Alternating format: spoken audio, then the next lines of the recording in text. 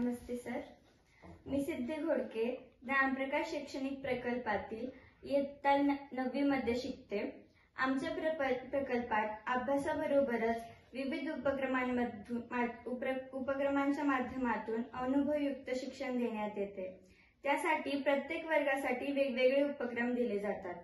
तर 9वी साठी विविध क्षेत्रातील मान्यवरांची मुलाखत घेणे हा उपक्रम होय.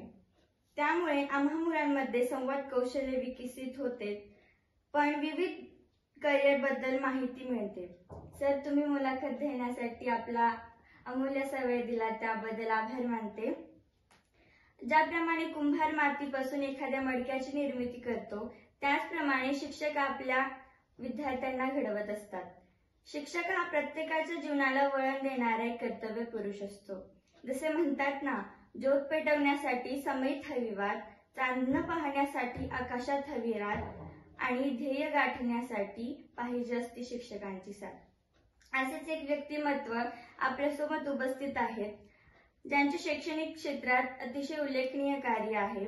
आदरणीय शिवलिंग नागापुरे सर, ज्यांना महाराष्ट्र शासनाचा सन 2017-18चा आदर्श राज्य पुरस्कारांनी ते सन्मानित आहेत आणि अशाच विविध पुरस्कारांनी ते सन्मानित आहेत. तर सर, आपण पहिल्या प्रश्नाकडे वळूयात. तुमच्या बालपणाच्या काही आठवणी किंवा काही प्रसंग जो तुम्हाला आणखी स्मरणात आहे. प्रथमतः सिद्धी, तुझे आणि तुझ्या शाळेचे मनपूर्वक आभार की फार सुंदर असा उपक्रम तुम्ही निवडलेला आहात. मी प्रथमतः माझी ओळख करून देतो की मी शिवलिंग भागीरथी उमाकांत नागापुरे, जिल्हा परिषद कन्या प्रशाला भादा या ठिकाणी माध्यमिक विज्ञान शिक्षक म्हणून कार्यरत आहे. माझं शैक्षणिक पात्रता जर बघितली तर मी MSc organic chemistry, MEd education या विषयात, सेट, DSM आणि सध्या एज्युकेशन विषयामध्ये PhD शेवटच्या टप्प्यामध्ये मी काम करतोय. खरं तर तू जो प्रश्न विचारलास की माझ्या लहानपणीच्या आठवणी, खरं तर मी आज जो आहे त्याचं मूळ की माझ्या बालपणामध्ये जातं. अनेक आठवणी माझ्या आहेत की ज्या आजही माझ्या कायमस्वरूपी स्मरणात आहे. की माझी जर कौटुंबिक पार्श्वभूमी बघितली तर मी एका शेतकरी कुटुंबामध्ये माझा जन्म आणि मग अशा ग्रामीण भागामध्ये माझं संपूर्ण बालपणी गेलेलं. आणि मग बालपणी की 4-4:30 वाजता माझी आई, आजी त्या उठायच्या, जात्यावर ज्यावेळेस त्या दळण दळायच्या त्यावेळेस मी त्यांच्या बाजूला बसून अभ्यास करायचो. खरं तर मी शाळेत जाण्याच्या पूर्वीचा एक प्रसंग मला फार आठवतोय की मी शाळेत जाण्याच्या अगोदरही, म्हणजे ज्यात आपण त्याला नर्सरी वगैरे म्हणतो तसं पूर्वी बालवाडीमध्ये वगैरे ती पद्धत आमच्याकडे होती. तर आमच्या गावामध्ये जिल्हा परिषदेच्या शाळेमध्ये स्वामी गुरुजी नावाचे एक शिक्षक होते की ते गावातल्या एका कुंभाराच्या वाड्यात राहायचे आणि आम्ही 5:30 वाजता त्यांच्या वाड्यामध्ये, त्या गुरुजीच्या कुंभाराच्या वाड्यामध्ये आम्ही ट्युशनसाठी जायचो. म्हणजे मी शाळेत जाण्यापूर्वी, आता आपल्याकडे जसं ते आपण पाडे उजळणी म्हणतो तसं आपल्याकडे की आता 30 पर्यंतची हार्डली आपण पाडे पाठ करतो, परंतु त्या काळामध्ये पावकी, निमकी, आउटकी अशा पद्धतीची उजळणी होती.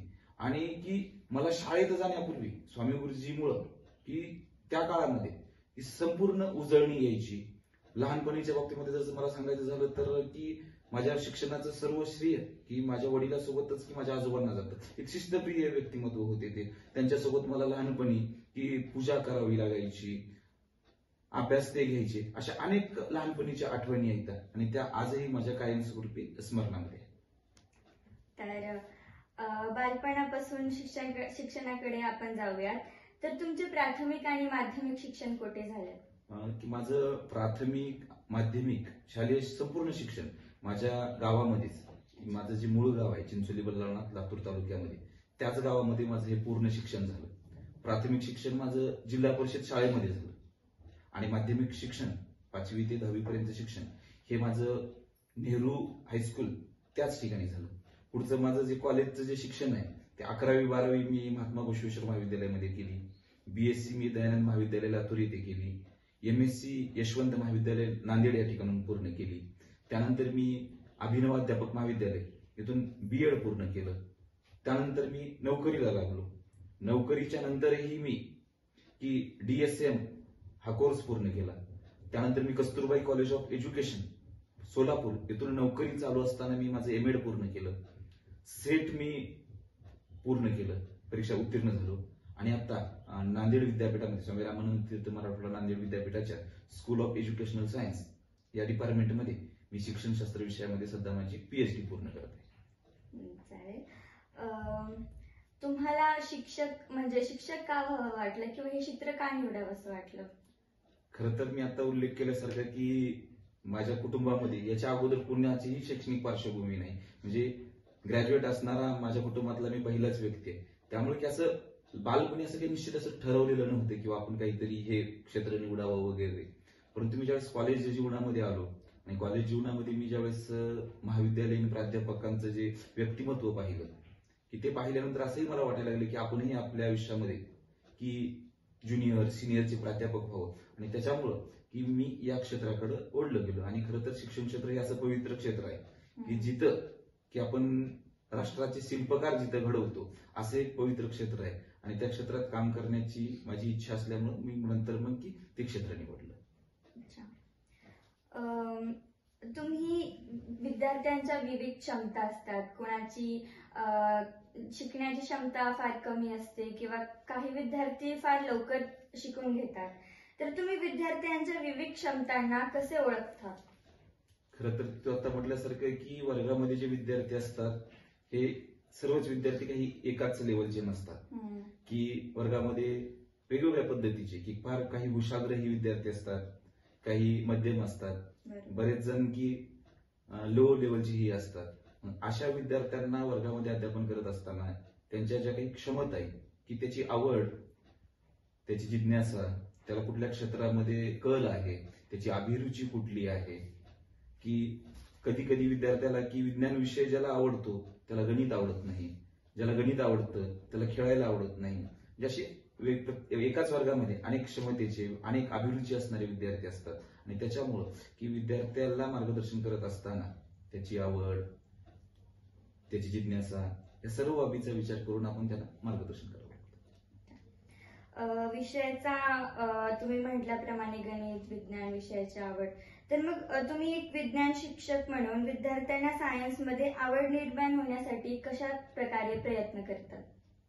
खरं तर की सायन्स हा शब्दच सायन्स या शब्दापासून आलेला आहे की नवीन नवीन माहिती ज्याच्यामध्ये आपण जाणून घेत असतो आणि विज्ञान विषयामध्ये आपण की प्रात्यक्षिकावर फार भर देतो आणि विज्ञान विषय असा आहे की ज्याला आपण म्हणजे सिद्ध किंवा ज्याला पुरावा आहे.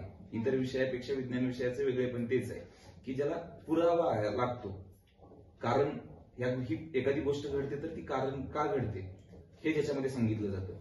तर विज्ञान विषय अध्यापनासाठी की आपण वर्ग अध्यापन वेगवेगळ्या पद्धती आहेत, तर त्याच्यामध्ये की विज्ञान विषयामध्ये प्रात्यक्षिकावर फार भर आहे, तुमचं निरीक्षण आहे, या सगळ्या गोष्टी. आणि मग वर्गात अध्यापन करत असताना विद्यार्थ्याला विषयाची आवड निर्माण व्हावी यासाठी आपल्या ज्या पारंपरिक पद्धती आहेत अध्यापनाच्या याच्यासोबतच मग तुमची प्रयोग दिग्दर्शन पद्धती असेल, कृतीयुक्त अध्यापन असेल, आता तर डिजिटल टेक्नॉलॉजीचं युग असल्यामुळे की आपण आर्टिफिशियल इंटेलिजन्सचा सुद्धा अध्यापनामध्ये उपयोग करू शकतो, की वेगवेगळ्या टेक्नॉलॉजीचा वापर आपण करू शकतो, वेगवेगळे प्रयोग करू शकतो. जर प्रयोगशाळाही नसेल तर आता डिजिटल टेक्नॉलॉजीच्या सहाय्यानं सुद्धा आपण विद्यार्थ्यांना त्या प्रयोगाचा अनुभव देऊ शकतो.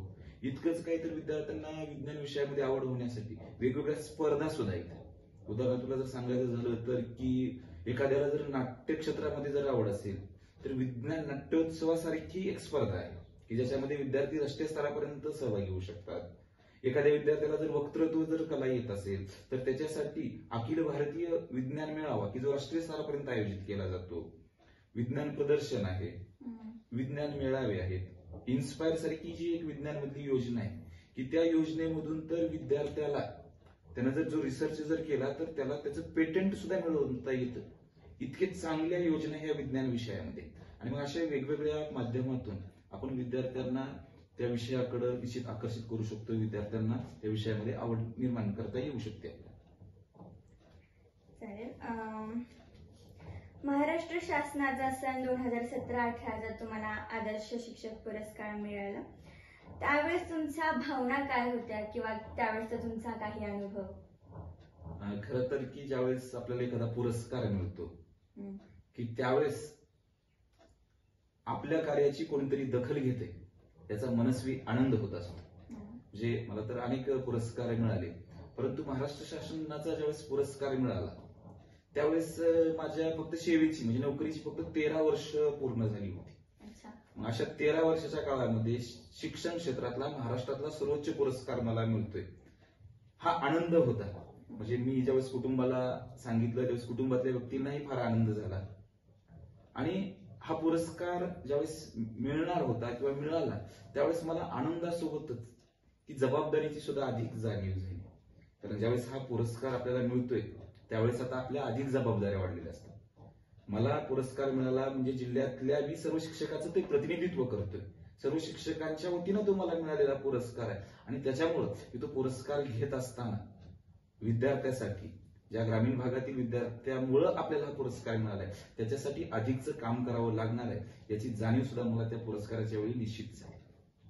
म्हणजे याच पुरस्कारामधून तुम्हाला असंच कार्यरत राहण्याची म्हणजे निश्चित हे प्रेरणा मिळाली असे आपण समजूयात.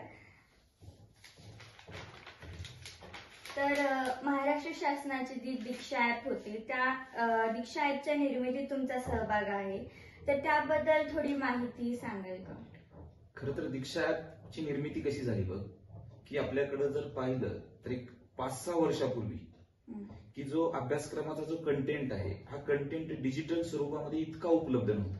आज जर आपण बघितलं तर डिजिटल प्लॅटफॉर्मवर ते युट्यूब असेल किंवा वेगवेगळे जे काही डिजिटल प्लॅटफॉर्म आहेत त्याच्यावर आता अभ्यासक्रम बऱ्यापैकी आलेला आहे.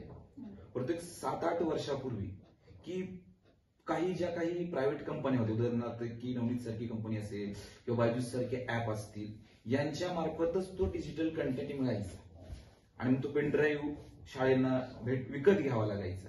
एका वर्गाच्या पेनड्राईव्हची किंमत 5-5, 10-10 हजार रुपये होती. म्हणजे एका शाळेला जर डिजिटल कंटेंट जर खरेदी करायचं असेल तर लाखो रुपयाचा खर्च लागत होता. याच्यासाठी आणि ते शक्यतो फक्त की इंग्रजी माध्यमांच्या शाळाच त्या वापरत होत्या, सीबीएसईच्या ज्या शाळा होत्या. आणि मग महाराष्ट्र शासनानं असं ठरवलं की हे जे काही ग्रामीण भागातील विद्यार्थी आहेत, संस्थेचे जे विद्यार्थी आहेत, या विद्यार्थ्यांना सुद्धा अशा पद्धतीचं डिजिटल कंटेंट मिळावा याच्यासाठी मग त्यांनी महाराष्ट्रातील प्रत्येक विषयामधल्या काही शिक्षकांना SCERT पुणे की तिथं बोलवून त्यांना की तो डिजिटल कंटेंट कसा तयार करायचा, तो डिजिटल व्हिडिओज कसे तयार करायचं याचं प्रशिक्षण आम्हाला दिलं गेलं. आणि त्याच्यामधून तुमचा जो विषय आहे, तुम्हाला जो आवडीचा घटक आहे त्याच्यावर ते कंटेंट्स तयार करायला लावले. ते कंटेंट्स पाठवून मग त्याचं व्हेरिफिकेशन करून की ते कंटेंट्स महाराष्ट्र शासनाचा आणि नंतर तुमचं सेंट्रल ऑफ गव्हर्नमेंटचा जो दीक्षा आहे की त्याच्यावर ते कंटेंट्स अपलोड झाले. आणि आता जर पाहिलं तर आपण आपल्या पुस्तकामध्ये आता QR कोड आलेले आहेत की प्रत्येक पाठाच्या शेवटी आणि पुस्तकाच्या सुरुवातीला सुद्धा तो QR कोड आहे. तो QR प्रत्येक पाठाचा जर QR कोड आपण जर स्कॅन केला तर तिथं लगेचच त्या पाठामध्ये असणारा जो काही डिजिटल कंटेंट्स आहे, त्याच्यावर असणारे जे काही स्वाध्याय आहेत, हे सर्व आता तिथं अवेलेबल होतं. तर तो दीक्षा ऍपचा जो कंटेंट आहे तो कंटेंट निर्मितीमध्ये लातूर जिल्ह्यातून सुरुवातीला माझी निवड झाली होती आणि मग मी विज्ञानामधील 9वी-10वीचे अनेक कंटेंट्स ते निर्मिती केले. आणि ते निर्मिती केल्यामुळं की मला महाराष्ट्र शासनाच्या वतीनं तत्कालीन शिक्षण मंत्री विनोद तावडे साहेबांच्या हस्तेही सन्मानित करण्यात आलं.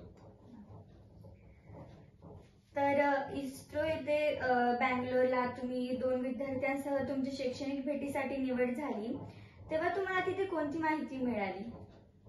इस्रोसाठी जवळपास जिल्ह्यातून आम्ही 60 विद्यार्थी घेऊन त्या ठिकाणी गेलो होतो आणि 10 शिक्षक होतो. तर त्याच्यामध्ये माझ्या शाळेतील 2 विद्यार्थी आणि मी होतो.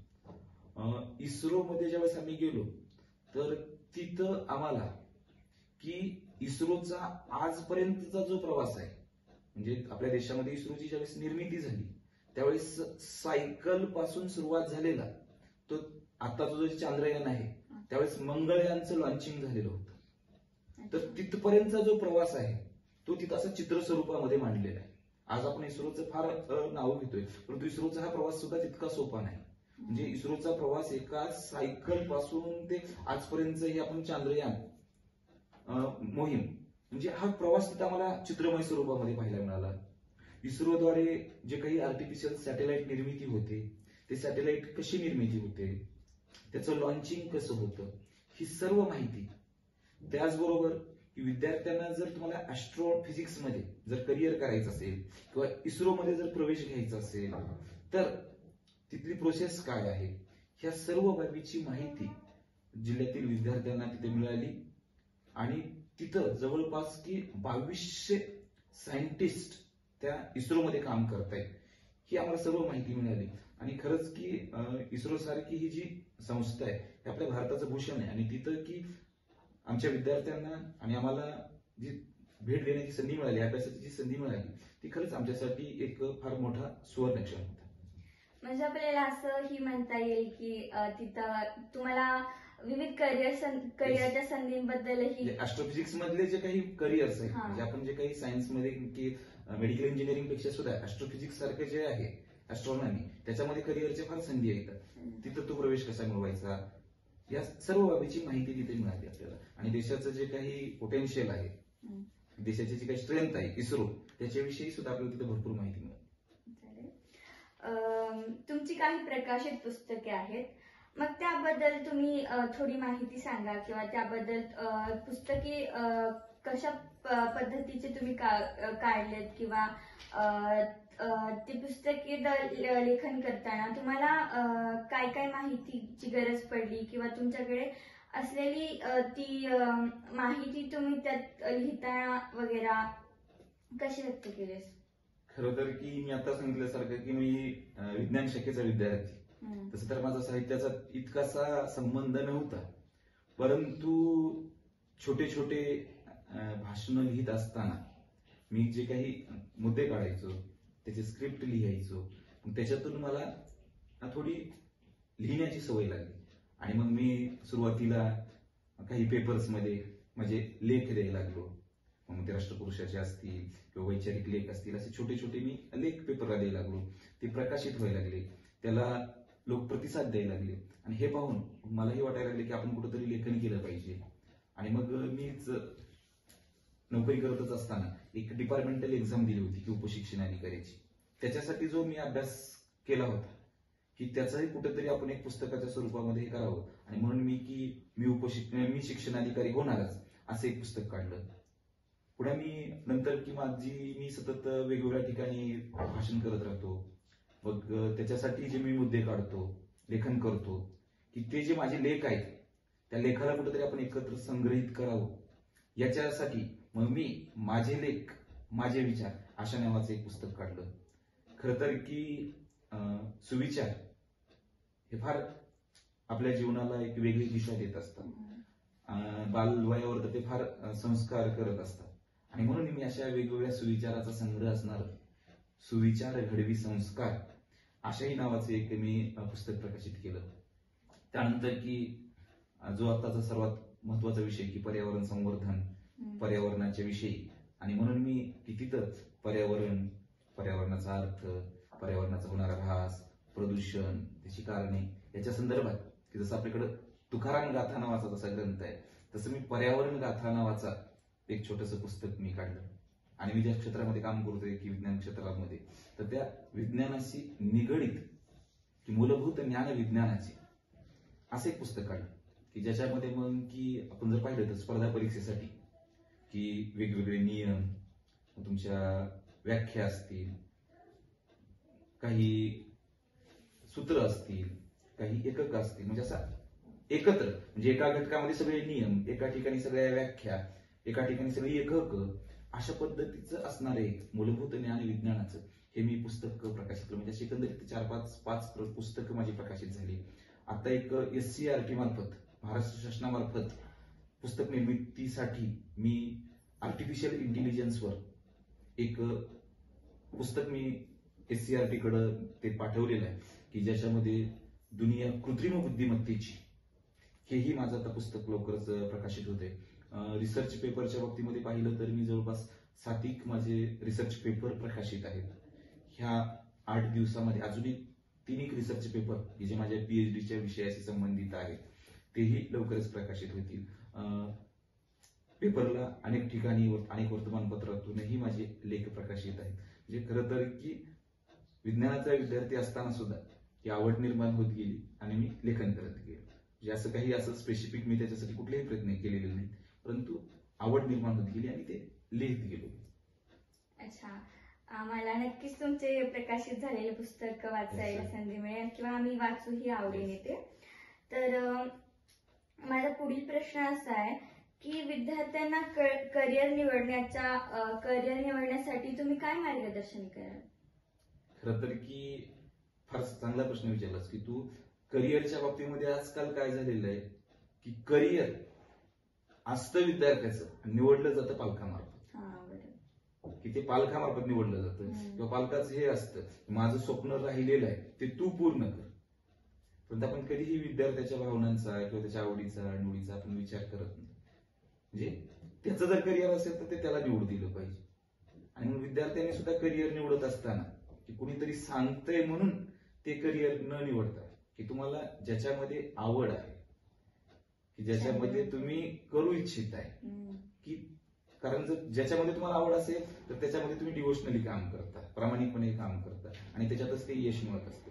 आणि त्याच्यामुळे की विद्यार्थ्यांनी सुद्धा आणि पालकांनी सुद्धा की करिअर निवडत असताना त्याची जी आवड आहे किंवा आपण काय करतो की प्रवाहाच्या सोबत जाण्याचा प्रयत्न करतो. कधी कधी आपण प्रवाहाच्या विरुद्ध पण जायला पाहिजे. म्हणजे आपण सर्वजण डॉक्टर इंजिनियर होत आहे तर आपण पण डॉक्टर इंजिनियर झालं पाहिजे असं नाही करता. की तुमची जी आवड आहे, एखाद्याला की खेळामध्ये आवड असेल, आपण जर पाहिलं तर सचिन तेंडुलकरच्या बाबतीमध्ये की सचिन तेंडुलकर की जो सचिन तेंडुलकर 10वी नापास आहे पण तू त्या सचिन तेंडुलकरवरचा धडाच 10वी मध्ये, कारण त्यानं त्याचं जे आवडीचं क्षेत्र आहे ते निवडलं. आणि करिअर निवडीच्या बाबतीमध्ये मी एक मात्र सांगेन की तुम्ही योग्य करिअर योग्य वेळी निवडलं पाहिजे. कारण करिअर निवडीच्या बाबतीमध्ये फार उशीर झाला तरही त्याच्यामध्ये तेवढंच यश मिळणार नाही. म्हणून की तुमची आवड आणि ते आवड योग्य वेळी जर आपण निवडली तर निश्चित तुम्हाला त्या करिअरमध्ये यश मिळतं. मग तुम्ही कुठलंही क्षेत्र असू द्या. आणि त्या करिअरच्या बाबतीमध्ये की ज्याच्यात काही केलं मग तुम्ही व्यापार करा, व्यवसाय करा किंवा आधुनिक शेती करा, जेही करताय त्याच्यामध्ये तुम्ही जर प्रामाणिक प्रयत्न केला तर निश्चित तुम्हाला त्याच्यामध्ये यश मिळतं. म्हणजे आपली आवड छंद काय आहे ती जोपासून आपल्याला पुढील काही त्याच्यामध्ये पण करिअर करता येईल. असं काही हे नाही की तुम्हाला ज्या क्षेत्रात तुम्हाला आवड आहे त्याच्यामध्ये तुम्ही करू शकता. आपण पाहतोय की अनेक जण की शिकलेले नाहीत परंतु ते यशस्वी आहे. आणि जीवनात की सर्वात महत्वाचे की तुम्ही यशस्वी जीवन जगलं पाहिजे. तुम्ही एवढ्या व्यवस्थेत येऊन स्वतःसाठी किंवा तुमच्या कुटुंबासाठी कसा वेळ काढता? खरं तर की मी आज जे हे सर्व करू शकतो याचं श्रेय मी कुटुंबाला देईन. कारण मी एवढं जे काम करू शकतो, मी घरामध्ये फार कमी वेळ असतो. मी सतत मग ते माझी नोकरी असेल, सामाजिक क्षेत्रात काम असेल, हे जे मी करू शकतो कारण याच्यामध्ये मला माझ्या कुटुंबाचा फार मोठा सपोर्ट आहे. त्याच्यामुळे मी करू शकतो. म्हणजे मग माझी पत्नी असतील, मुलं असतील की हे यांची मला खंबीर साथ असते. त्याच्यामुळे मी की हे माझं सर्व करू शकतो. म्हणजे मला जर घरामधून जर अशी जर अडचण असती किंवा जर मी सतत असतं तर मला एवढं काम करण्यासाठी संधी मिळाली नसती. आणि त्याच्यामुळं की मला घरच्याचा सपोर्ट असल्यामुळं की मी हे काम करू शकतो. म्हणजे मला खरं तर की एवढा म्हणावा एवढा वेळ माझ्या कुटुंबाला मला देता येत नाही, हे मात्र प्रामाणिक आहे. कुटुंबाच्या काय म्हणतात आपल्याला कुटुंबाचं आपण हे करून म्हणजे कुटुंबाचा आपल्याला धीर असल्याशिवाय आपण आधार असल्याशिवाय आपण कोणतीही गोष्ट यशस्वी होऊ शकत नाही माणूस, असं आपल्याला म्हणता येईल. तर तुमचे छंद वगैरे आहेत का? इतर छंद? येस, की छंदाच्या बाबतीत जर म्हटलं तर की माझा आवडता छंद आहे की मला वेगवेगळ्या विषयावर व्याख्यान द्यायला आवडतं. अनेक ठिकाणी म्हणजे मी अनेक शाळा महाविद्यालय असतील, वेगवेगळ्या अकॅडमीज असतील, तिथे जातो. मी वेगवेगळ्या विषयावर सतत विद्यार्थ्यांना मार्गदर्शन करत असतो. मग ते NSSचे कॅम्प्स असतील किंवा वेगवेगळ्या कॉलेजमध्ये जाऊन वगैरे की हे करत असतो. मला लिहिण्याची आवड आहे, मला पुस्तकं वाचण्याची आवड आहे.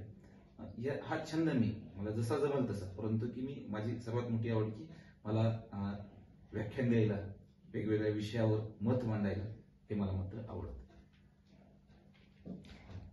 तुम्ही एक आदर्श शिक्षक म्हणून इतर शिक्षकांना काय मार्गदर्शन कराल? खरं तर सर्व शिक्षक आदर्श असतात. कारण आपल्याकडं शिक्षक याला आपल्याकडे पूर्वी भाषेमध्ये की मास्तर हा शब्द असायचा. मास्तर म्हणजे ज्याला आपल्या आईचं स्थान दिलेलं आहे असा तो एक घटक आहे. आणि त्याच्यामुळं की प्रत्येक शिक्षक हा आदर्शच असतो. आणि की जे शिक्षण क्षेत्रामध्ये काम करणारे खरंच ती भाग्यवान मंडळी आहे की आपल्याकडं देशाचं भवितव्य जिथं घडतं, राष्ट्राचे शिल्पकार म्हणून शिक्षकाकडे पाहिलं जातं, अशा क्षेत्रामध्ये काम करण्याची आपल्याला संधी मिळते. मी मार्गदर्शन पण शिक्षकांना करणं इतकं मोठं नाही, परंतु मी की विनंती मात्र करेल की आपल्याकडे पाहून अनेक जण घडत असतात. अनेक पालक की आपल्यावर विश्वास ठेवून त्यांची मुलं आपल्यापर्यंत देत असतात. की त्याच्यामुळं की आपण ज्या क्षेत्रामध्ये काम करतोय तिथं आपण निश्चित त्या लेकरासाठी प्रामाणिक काम केलं पाहिजे. आपण आणि एक शिक्षक हा सतत विद्यार्थी असला पाहिजे, तो सतत शिकत राहिला पाहिजे, त्यानं सतत वाचन केलं पाहिजे. हा निश्चित मी की या सर्व शिक्षकांना सांगेल की आपण विद्यार्थ्यामध्ये सकारात्मक स्वप्न पेरूया की विद्यार्थी हा सर्वांगीण त्या विद्यार्थ्याचा विकास कसा करता येईल याच्यासाठी आपण प्रामाणिक प्रयत्न केले पाहिजेत. ही विनंती मी शिक्षकांना सर्वांना करेन. खरंच विद्यार्थ्यांच्या यशामागे आई वडिलांसोबत शिक्षकांचा खूप मोठा वाटा असतो, आपल्याला यातून समजेल. तर आमच्या शाळेच्या या उपक्रमाबद्दल आपले मत काय?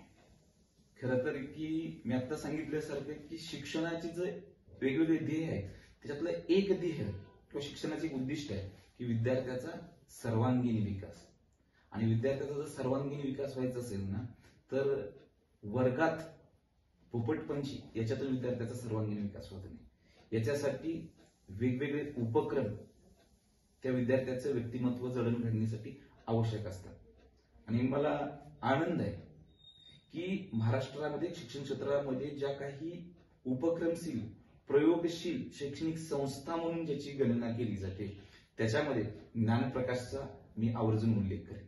आणि खरं तर या ज्ञानप्रकाशच्या कार्याची महाराष्ट्र शासनानं मला वाटते की मागच्या वर्षीच दखल घेतलेली आहे. मुख्यमंत्री माझी समृद्ध शाळा या उपक्रमामध्ये विभागामध्ये आपल्या शाळेचा गौरव झालेला आहे. आणि मग अशी शाळा की मी पाहतोय की मागच्या 10 वर्षापासून जिथं गुणवत्तेच्या बाबतीमध्ये कसलीच तडजोड केली जात नाही. म्हणजे तुम्ही कुणाचाही जरी वशीला आणलं तर त्या शाळेमध्ये एक्स्ट्रा ऍडमिशन भेटत नाही. अशी शिस्तबद्ध ती शाळा आहे. आणि मग या शाळेमध्ये की अनेक उपक्रम की राबवले जातात की ज्याच्यामुळं विद्यार्थ्याच्या व्यक्तिमत्वाचा विकास घडण्यासाठी मदत होत असते. आणि मग असाच उपक्रम की तू घेऊन आलीस तर अशा मुलाखतीमधून की आपल्याला करिअरच्या वेगवेगळ्या संधी कुठल्या आहेत, जे काही यशस्वी व्यक्ती आहेत त्यांचा जीवनपट आपल्याला समजून घेण्यासाठी मदत होत असते. आणि त्याच्यामुळं की तुझं आणि तुझ्या शाळेचं ही फार कौतुक आहे की असे उपक्रम तुम्ही राबवताय. निश्चित की याही पुढे आता विभाग स्तरावर तुमची शाळा गेलेली आहे, याच्या पुढे निश्चित की राज्यस्तरावर सुद्धा तुमच्या शाळेचा गौरव होईल हा विश्वास मला या निमित्तानं वाटतो. धन्यवाद सर. परत एकदा तुम्ही आम्हाला मोलाचं मार्गदर्शन केला त्याबद्दल मी तुमचे मनपूर्वक ऋणी आहे. धन्यवाद सिद्धी की तू या ठिकाणी माझ्याशी संवाद साधलात की तुझ्या मार्फत तुझ्या शाळेतील विद्यार्थ्यापर्यंत मला पोहोचण्याची संधी उपलब्ध झाली त्याबद्दल तुझे मनस्वी आभार. धन्यवाद.